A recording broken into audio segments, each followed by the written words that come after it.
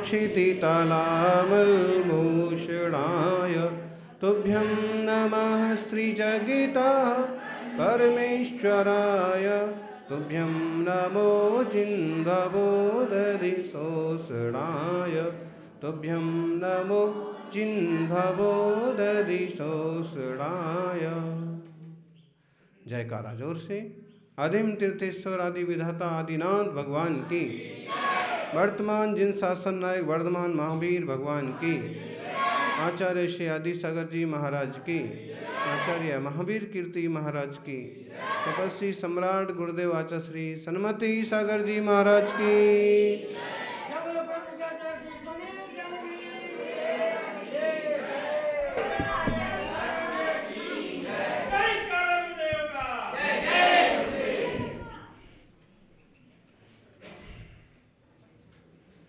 नवमल द्वार श्रवैर निशिवासर नाम लिए घिन आवे।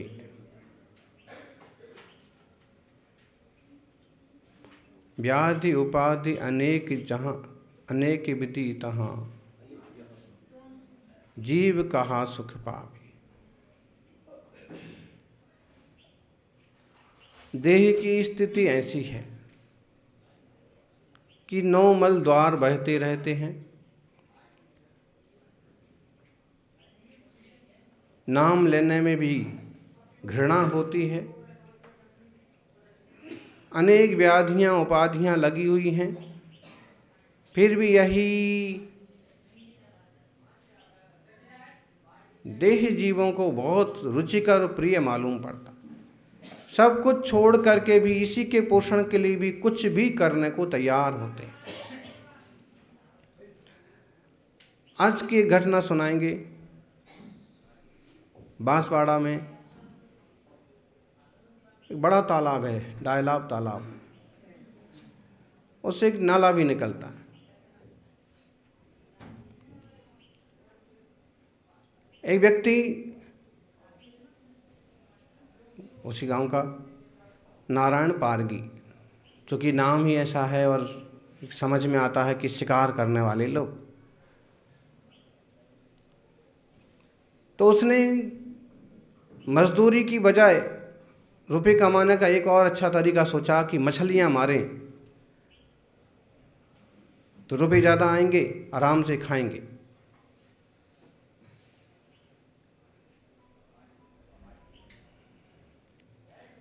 और पहले वो बंसी में पकड़ के जाल में करके इस टाइप से करता होगा, लेकिन अभी उसको कहीं से नया तरीका मिल गया कि करंट यदि पानी में डाल दिया जाए, पानी में करंट छोड़ दिया जाए तो मछलियां मर जाती हैं। पास के खंबे से उसने लिया और करंट पानी में छोड़ दिया। एक ही झटके में कई सारी मछलियां मर गईं, ऊपर पानी पर तैरती हुई आ गईं और उनको पकड़ लिया, बटोर लिया, रख लिया। संतुष्टि नहीं हुई। देह की पुष्टि के लिए इंसान कैसे कैसे कर्म करता है और उसके फल कैसे उदय में आते हैं, एकदम ताजा नमूना। उसने खंबे से वायर तो जोड़ ही रखे थे, हाथ में तार था ही। एक बार फिर से डाला पानी में। पता नहीं कि इसे हाथ छूट गया या चूक गया कि एक वायर तो पानी में रहा आया और एक चूक करके उसकी छाती पर लगा।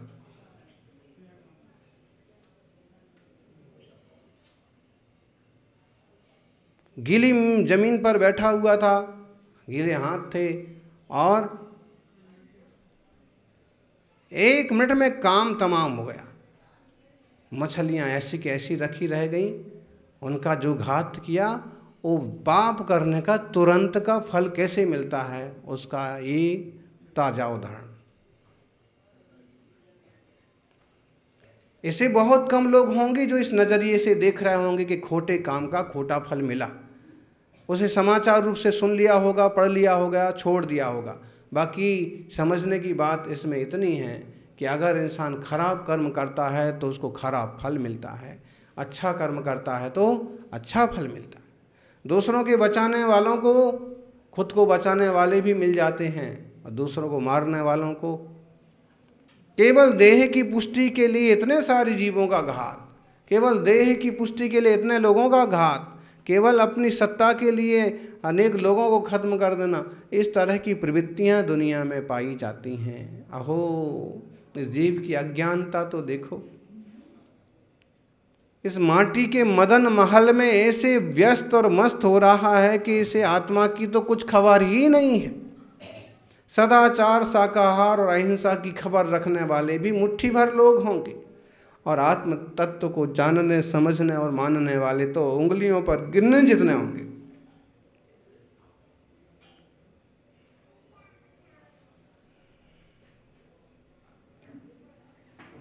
देह में मस्त है यह जीव। गुणभद्राचार्य कहते हैं, अस्ति स्थूल तुला कलाप घटितम नद्धम शिरा स्नायुभिः क्षरमाच्छादित मस्र सांद्र पिशितैर्लिप्तं सुगुप्तं खलैः कर्माराति विरायुरुद्ध निगला लग्नं शरीरालयं कारागारमवैहिते हतमते प्रीतिं व्रथा मा कृथा। हे भाई, हे बुद्धिहीन, हे जीव, तू बंदी ग्रह के समान इस शरीर से व्यर्थ प्रीति मत कर। कारागारम अवैहि हतमते, बुद्धि मारी गई है तेरी, और तू ये कारागृह रूपी देह में प्रीति करता है। कैसा है शरीर? मेडिकल साइंस तो 200 साल 300 साल में आगे आया है, और पिछले 20-25 साल में बहुत ज़्यादा आगे आया है। बाकी आचार्यों का ज्ञान गरिमा देखिए आप, कि उस ज़माने में भी 2000 साल पहले भी शिवकोटि आचार्य ने भगवती आराधना में, कार्तिकेय स्वामी ने, और शरीर की क्या दशा है, कितनी हड्डियां हैं, प्लिया है, आते हैं, क्या क्या कितने हिस्से में है, सब कुछ व्यवस्थित स्पष्ट किया। और गुणभद्र ने भी 1000 साल पहले लिखा है श्लोक, और वो कह रहे हैं कि जो ये शरीर है ना, ये शरीर बंदी ग्रह ही है, अस्थि रूपी स्थूल पाषाणों के द्वारा निर्मित है। हड्डियां मजबूती के पत्थर रूपी हैं। हड्डियों का ढांचा ना हो तो शरीर ऐसे ही लटक जाए जैसे कपड़ा। कपड़े को, पर्दे को जमीन पर रख दो तो, और सुना होगा किसी की हड्डियां इतनी कमजोर रहती कि एक धक्का लगता है तो चरमरा जाती, गिर पड़ता है, टूट जाती। तो हड्डियों का खेल है। पूरा स्ट्रक्चर खड़ा है, पिलर खड़े हैं मजबूत, तो ये बिल्डिंग खड़ी है, और कहीं से एक हड्डी टूट जाए, एक रीढ़ की हड्डी टूट जाए, सब खत्म। गले की हड्डी टूट जाए, पाँव की हड्डी टूट जाए, टूट गई। खाली गले की हड्डी टूटे कि रीढ़ की हड्डी टूटे तो समझ लो कि जीवन बहुत मुश्किल। हाथ पाँव की तो एक बार आजकल जोड़ लेते हैं, सुधार लेते हैं, लोहा लंखड़ डाल देते हैं।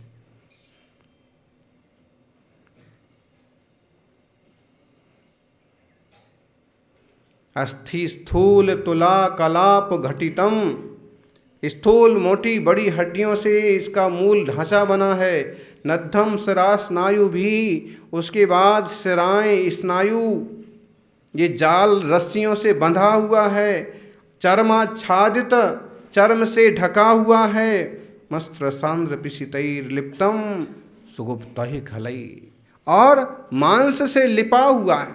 एक घर बनाते हैं ना, आजकल भी घर तो उसी ढंग से ही बनते हैं लगभग। पहले क्या था, लकड़ियाँ वगैरह लगा के, पत्थर लगा करके, और फिर उसको छा देते थे ऊपर से, मोटा मोटा पोत देते थे, मिट्टी लगा देते थे, फिर रस्सियों से बांधते थे, फिर मिट्टियों से छाप देते थे, फिर उसके ऊपर रंग लगा देते थे।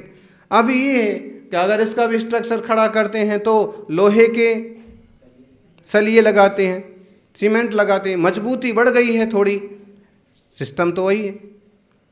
फिर उसके ऊपर से और सीमेंट थोप देते हैं, रंग लगा देते हैं पतला।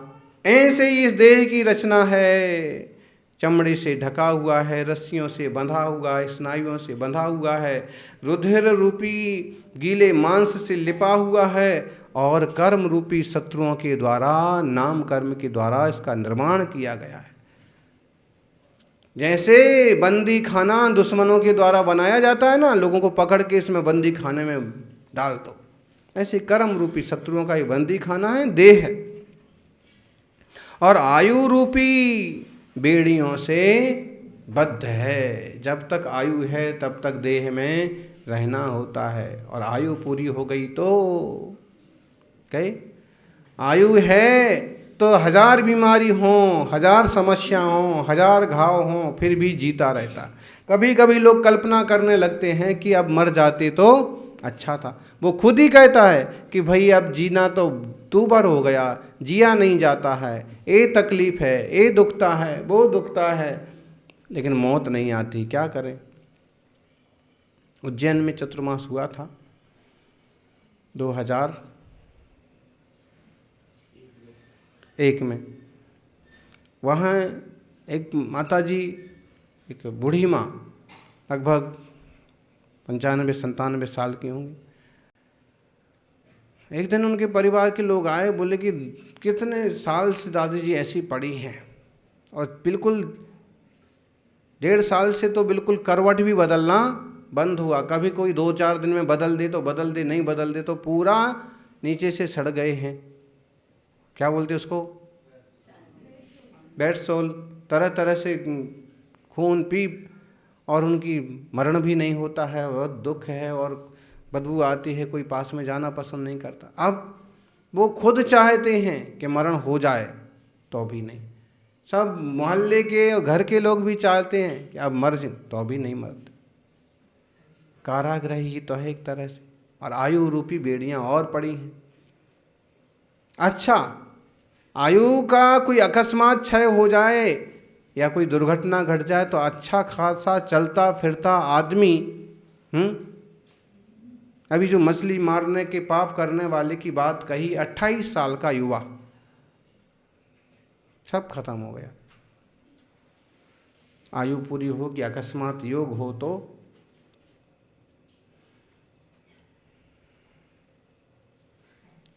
बहुत आग्रह किया कि एक बार आप चलें, आपके आशीर्वाद से हो सकता है कि उन्हें कुछ शांति मिले, हो सकता है उनका देह छूट जाए, हो सकता वगैरह वगैरह।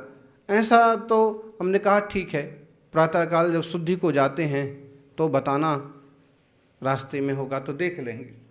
योग संयोग बना कि उधर से जाना हो गया, मंदिर के दर्शन के निमित्त से गए, तो उन्होंने आग्रह किया, गए। बहुत बुरी हालत थी, आशीर्वाद दिया, नमोकार सुनाया, सब त्याग कराया कि अब देह छोड़ो, थोड़ा संबोधित किया, और वहाँ से आ गए। योग संयोग कहो कि दोपहर की सामायिक के बाद वहाँ से संदेश आया कि अम्मा चली गई, मर गई। 1.5 साल से 2 साल से दुखी, और वह आज आपकी आशीर्वाद का ये प्रभाव है। बताइए अब कैसा उल्टा बात हो गई ना, ये तो ओ मर गई, ये आपका आशीर्वाद का ही, आपके संबोधन का प्रभाव का ये, तो खुशी खुशी समाचार सुना रहे, जबकि आशीर्वाद लोग बोलते कि आपके आशीर्वाद से स्वस्थ हो गया, जीवित हो गया। तो इसमें क्यों खुशी मनाई जा रही? इसलिए क्योंकि आस पास के भी लोग सोचने लगते हैं कई बार तो कि अब वो मर जाएं, वो चले जाएं, इसी में उनकी भलाई है। क्यों? सब तरह से दुखी हो गए, सब तरफ से दुखी हो गए, कुछ सोचता नहीं, चलते बनता नहीं, सेवा करने वाले ठीक से सेवा करते नहीं, तो सोचते हैं कि अब ऐसा। तो ये बात अपन निश्चित समझ लें कि देह के लिए कितने भी पाप करो, देह के लिए कितने भी उत्पात करो, लेकिन देह तो दुर्जन, देह स्वभाव बराबर, मूर्ख प्रीति लगावे।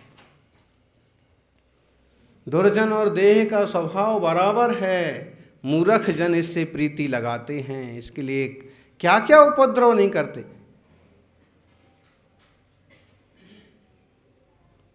बड़े बड़े अमीर लोग भी रुपये पैसे देह के लिए कितने खोटे खोटे कांड नहीं कर देते, खोटे खोटे कर्म नहीं करते हैं, लेकिन कर्म का लेख मिटे ना रे भाई, कहीं ना कहीं किसी न किसी रूप में भुगतना पड़ता है। ये देह समझ लीजिए बंदी गृह के समान ही है। संसार में जैसे कारागृह बंदी गृह दुख देने वाला है,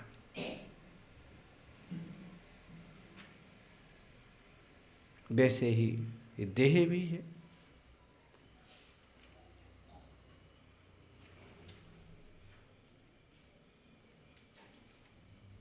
इसलिए बुद्धिमानी इसमें है कि इस देह को पाकर के केवल देह के पोषण में ही ना लगें। इस देह को पाकर के हम कुछ भला भी कर सकते हैं, आत्म रूप का चिंतन भी कर सकते हैं, आत्म तत्व का विकास भी कर सकते हैं, क्योंकि इसमें कई सारी खूबियां भी हैं जो पशु पंछियों में नहीं हैं, पेड़ पौधों में नहीं हैं। वो खूबियां इस बॉडी में, इस रचना में, और इसके बल पर आत्महित साधा जा सकता। ये देह तो समझ लो कड़वी तुंबड़े के समान है, कड़वी तुम्बी, और कड़वी तुम्बी कड़वी होती है, और बोलते हैं कि अगर वो कोई खा जाए और सूट ना करे तो मर भी जाए, लेकिन उस कड़वी तुम्बी, कड़वा तुंबड़ा को कहते कि अगर उसको सुखा लिया जाए तो इतना पोला होता है, इतना हल्का हो जाता है कि पानी में डालें तो डूबे नहीं, और उसके भरोसे कोई चाहे तो नदी भी पार कर जाए उसको पकड़ करके। ऐसे ये शरीर है, अगर इसको विषय भोगों में खा लिया तो दुर्गति का कारण बनेगा, और तप त्याग धर्म ध्यान में सुखा लिया तो भव पार जाने में साधन बनेगा।